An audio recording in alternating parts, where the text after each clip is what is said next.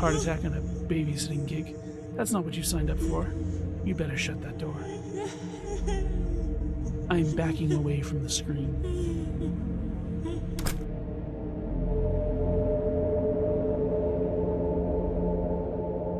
The crying has stopped.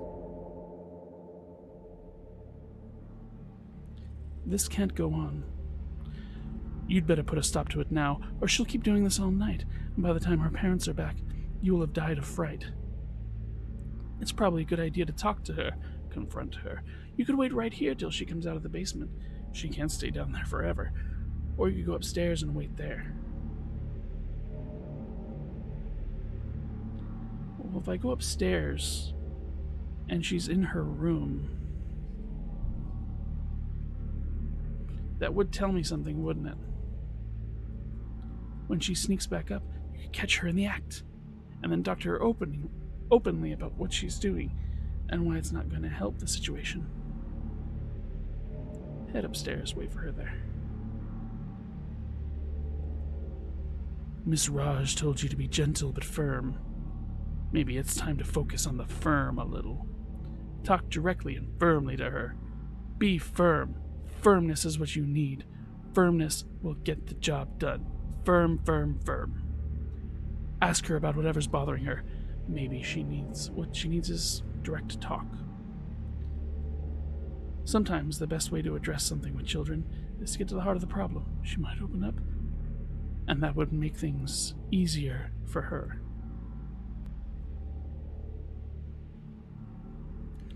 There are 3 doors on the side of the hallway. One of these is probably her room. You feel exposed standing here in this hall. She might see you before you see her. Maybe you could wait inside her room for her to get back. That would startle her. Maybe, and even be a kind of gentle prank right back at her. Perhaps the best way to get a child to listen is to give them a taste of their own medicine. I'm awfully knowledgeable about children for not having one, or being a child psychologist, or working with children, really. I mean, I guess I do the guardian angel thing, but, wow, I'm being very presumptuous about this child. You should probably try the doors to find out which one is her room. Locked. There we go. This must be it. It's a pretty nice room. She's not here. Of course she isn't. She's downstairs, crouched in the basement, perhaps getting ready to make those awful sounds again. Still, you feel a little guilty about being in here. It is, after all, her bedroom, and therefore private. If she doesn't show up in a couple of minutes, you'll leave. Still, it would be good to startle her a little. Illustrate what it's like to get jump scared by someone.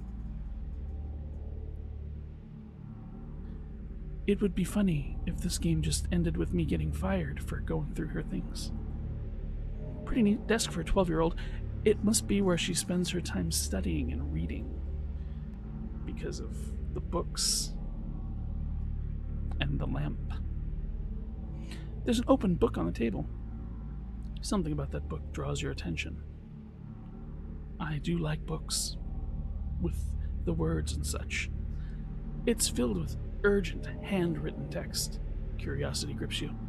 You really shouldn't be here in this room, let alone looking at her desk, but something about the writing, about its manic scrawl. The writing is dated a couple weeks ago.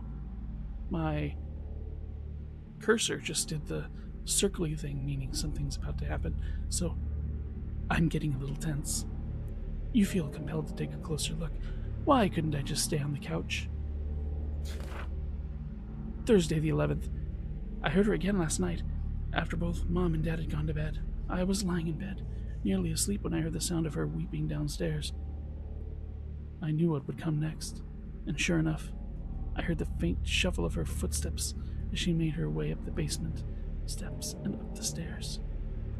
Then she was in the hall outside my room. I heard the squeak of my room's door handle turn. I stayed under the blankets, my eyes shut tight. Thank God I had locked the door. It's become a compulsive habit and drives Mom and Dad crazy. I'm going around locking every door in the house. maybe from my anxiety. After a time, she went away. There were an awful lot of locked doors, I am noticing. Friday the 12th, at breakfast, I told Ma that I had heard the sounds again the previous night. The weeping, the footsteps. Ma glared at me, and Dad didn't even bother looking up from his plate. Ma said, "I want you to stop this, Maya. It's becoming tiresome and annoying. There's no one else in this house but the three of us." "What about what the real estate lady told us before we moved in here?" I blurted. "She said that was a tragic incident, but it happened in this house many years ago and has nothing to do with us. You're obsessing and imagining things." Ma was almost in tears. I nearly burst out crying. It wasn't always like this. In our old life, before we moved in here 6 months ago, they used to listen to me and take what I said seriously. Now they no longer believe anything I say, perhaps because my counselor told them I'm a compulsive liar. Oh well. Am I going crazy? Is she real? Am I the only one able to see and hear her?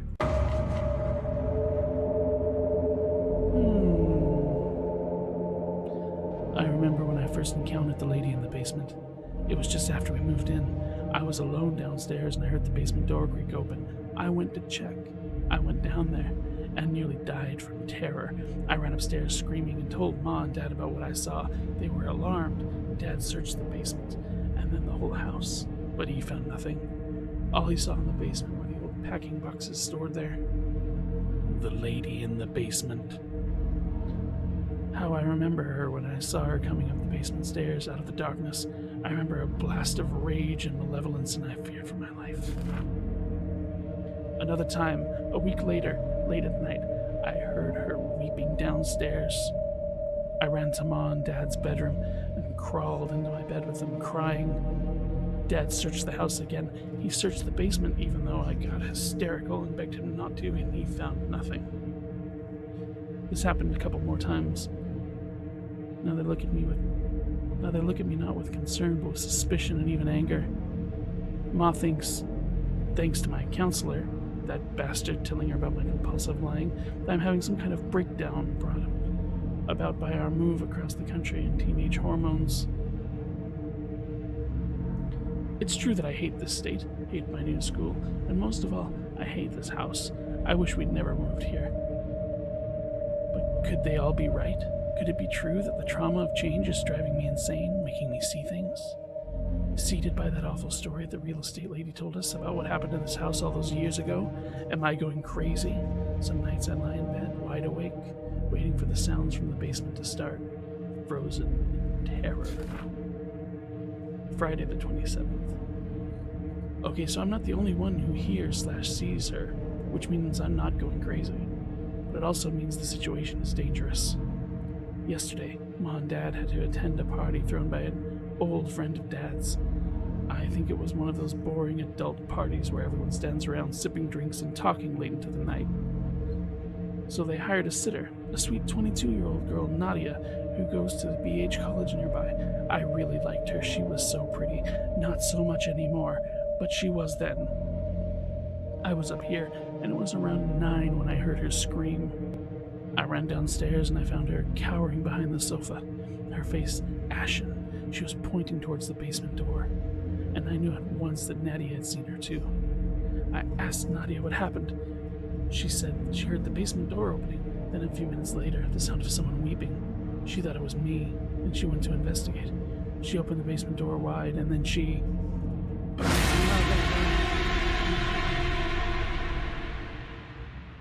Maya? That last sentence, did you know that you ended it with, Oh, never mind, I can't think of the grammatical term. And then you just jumped out and scared me? Hey, just what do you think you're doing in here? You're reading my diary? That's so creepy. I'm gonna call my mom. I should have locked my door. I went to the bathroom and just for once I didn't lock my room and see what happens. Please leave my room.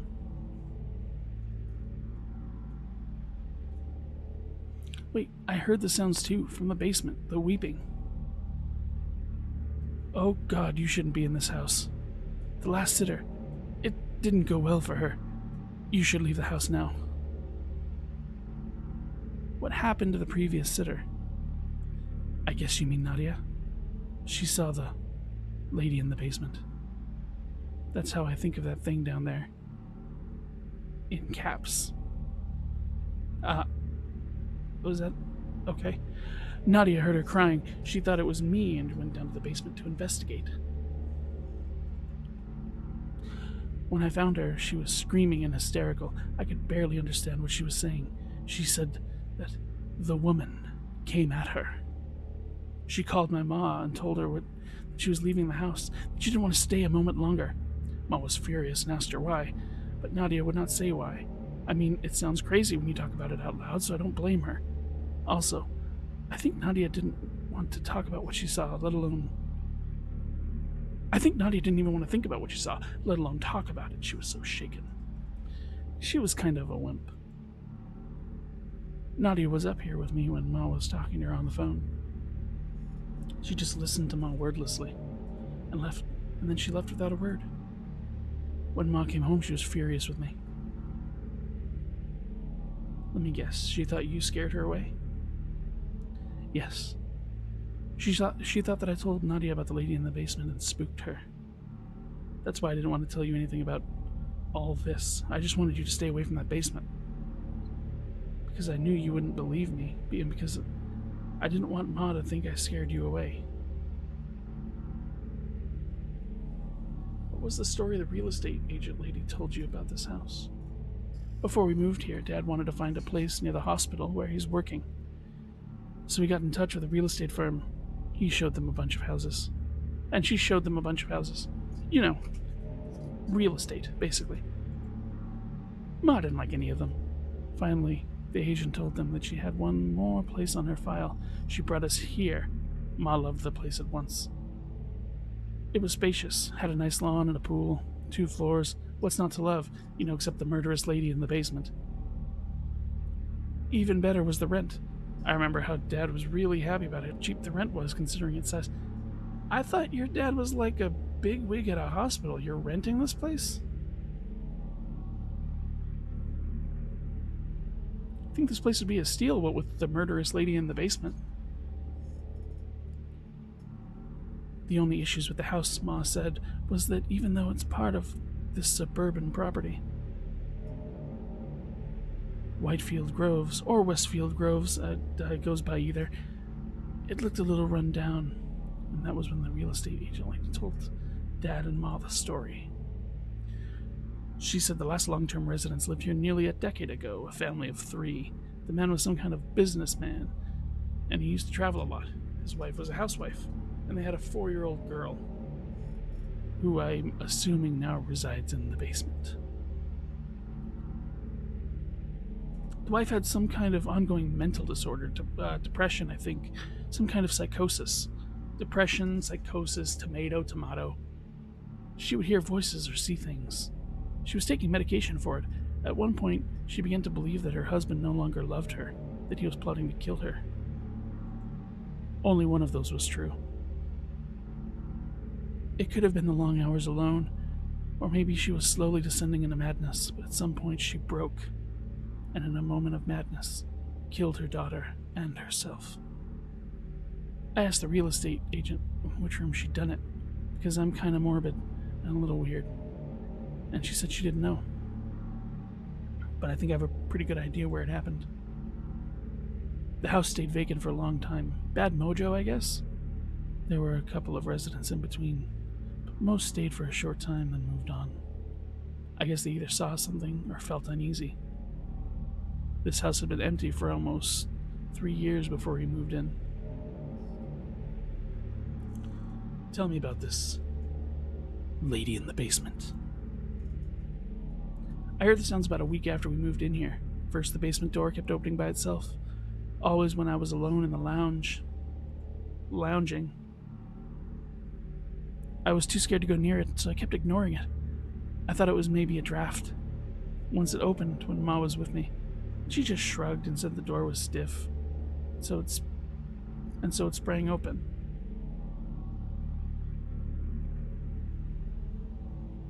That doesn't... But if it was stiff, wouldn't it be hard to... Never mind. She said we would get it fixed. But then one day, I heard the weeping, and I could not help myself. I went to the door, and I went down there, and I saw her. I saw her. I've been living in terror ever since. I hear her some nights. Sometimes she just weeps. Other times she wanders the house.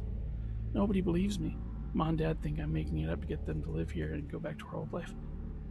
It's probably just a squatter. I mean, I'd be crying if I was living with someone, if I was doing that too. I don't know what the lady in the basement wants. I don't even know what she is. But when I saw her, I sensed such rage, such despair. I know she wanted to harm me, even kill me if she could. But I knew at once who she was. She was the lady from the story. The story that the real estate woman who got us the house told us.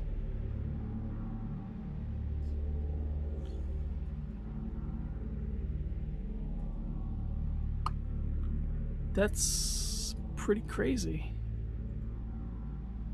Yep, sure is. You wonder how any of this is possible. Could any of this be real? Do you believe me now? Yes, I do.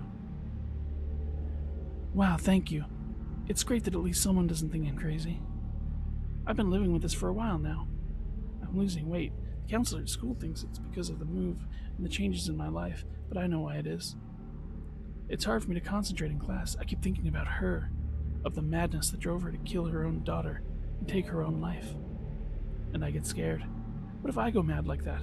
Maybe that's what she wants. Did you try telling the counselor the truth about all this? I did. How do you think that went? He just started talking about putting me on medications. I don't want that. I don't want to be one of those kids, a walking zombie hopped up on prescription drugs. Wow. This game's going there. So after that, I went with this story. Yeah, it was the change. Poor old Maya. Misses her old school and her friends. Look, just leave, okay? Leave this house and go. I'm stuck. I have no choice, but you do. You're right. I'm getting the hell out of here. I'm getting the hell out of here. I won't leave you alone. I'll wait for your parents. That's nice of you. But it's dangerous. I can't ask you to do that. What if something happens to you? Nadia, the previous sitter. I think she saw something terrible down there. Sometimes I think maybe the lady in the basement is looking for her child. Maybe mothers who hurt their children are never able to forgive themselves, even after they die. You should go. Mom will probably blame me again, but I'll handle it. I told you, I'm not going to leave you here alone. I'll wait until your parents are back. Thank you. That's very sweet of you. But one thing you didn't know. I was the lady in the basement the whole time. Rawr! And brave. I wish I was that brave. Would you mind if I go to bed now? I'd like to try to sleep. I'm really exhausted. Sure, good night. Try to get some sleep. Can I stay in here too? I don't want to go back down there.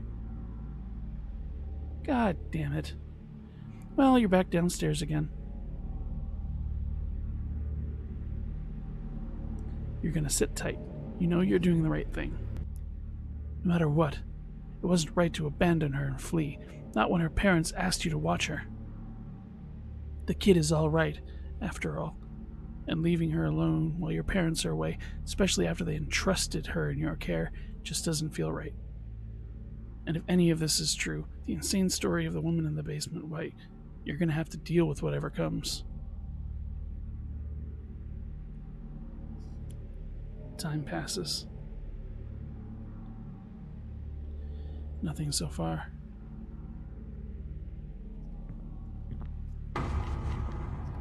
Crap. Here we go. Footsteps from somewhere down below. From the basement.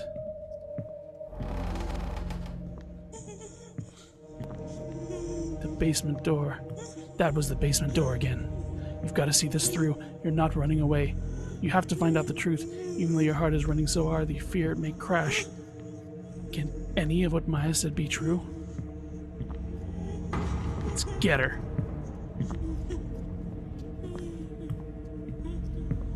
It's wide open.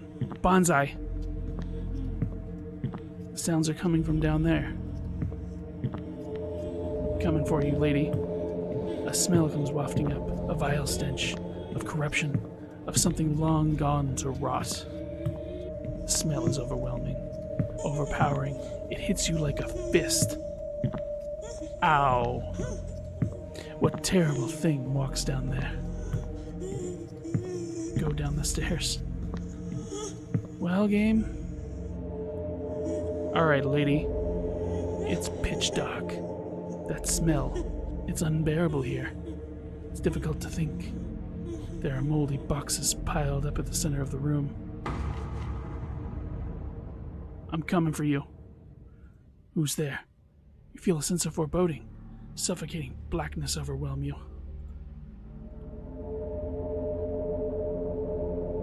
Darkness descends, clouding your mind. You cannot move, cannot even breathe. Terror grips you. Despair, unlike anything you've ever known, fills you. You sink into it, grief rising in you like a black tide.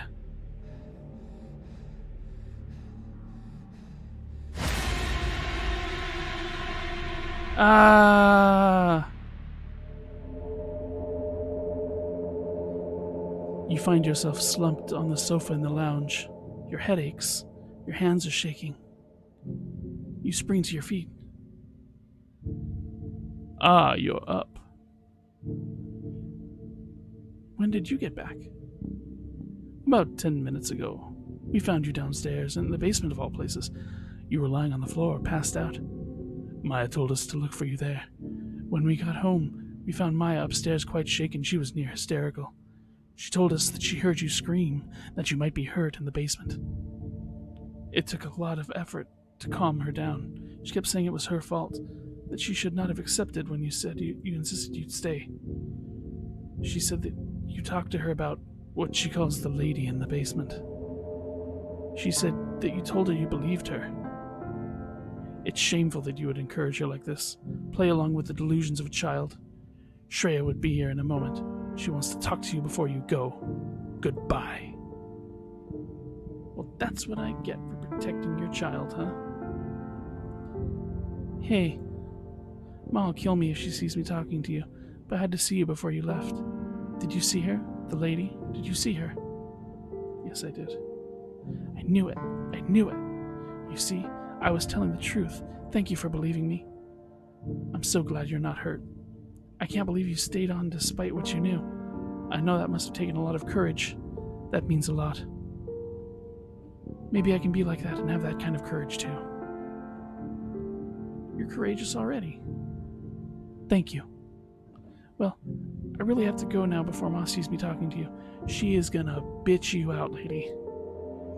She'll come down hard on you. That's just the way she is. Don't feel bad. Until she sees it too, she'll never believe. I'm sorry all this happened to you. You never asked for this. Will you be okay? Well, I know I'm not crazy now. At least you went down there and faced her. I'm gonna try and face my fears and be brave too. Thank you for showing me that I can. Bye.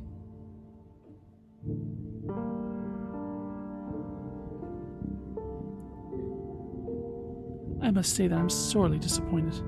We put you in charge of looking after her, and a nun finds you lying passed out in the basement. He says you weren't drunk or on drugs, but I find that hard to believe. At least you stayed on, unlike our last sitter who left the child alone and fled. But I'm not sure I could be grateful for that, considering the situation.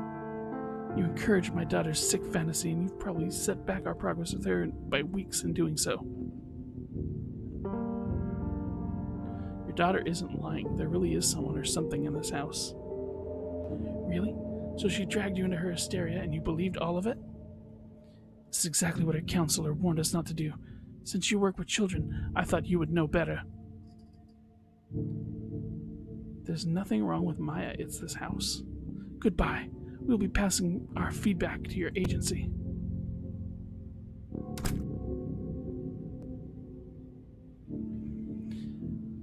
Well, that didn't go as you planned. You've been shown out rather unceremoniously. Ms. Raj was clearly furious, so was Dr. Raj, but what Maya said, what you saw in there, that sense of abject despair that washed over you in the dark. As you leave, you turn to look at the house. You think of all that happened. And you wonder,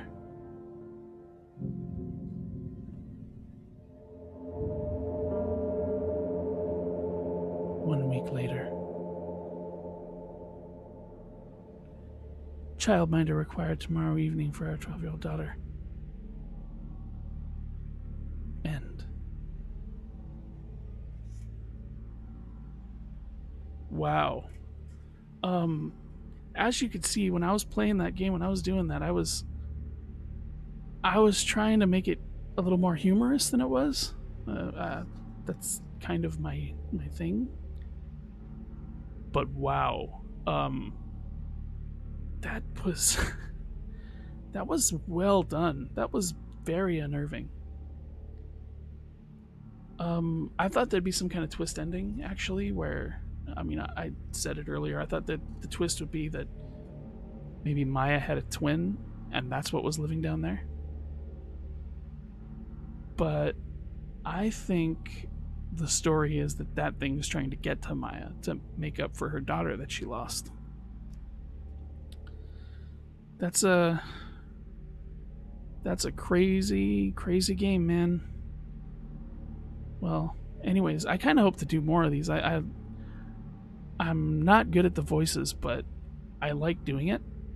So maybe I could do a few more of these visual novels or read some scary stories, because that was a lot of fun. And I will see you guys next time. And if you like this, make sure to like it. Make sure you click on liking it. If you want to subscribe, subscribe. If you want to really super uber subscribe, click the bell. And yeah, that's about it. That was the Babysitter, who was also me. And I will see you guys next time.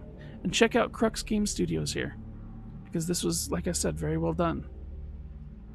See ya.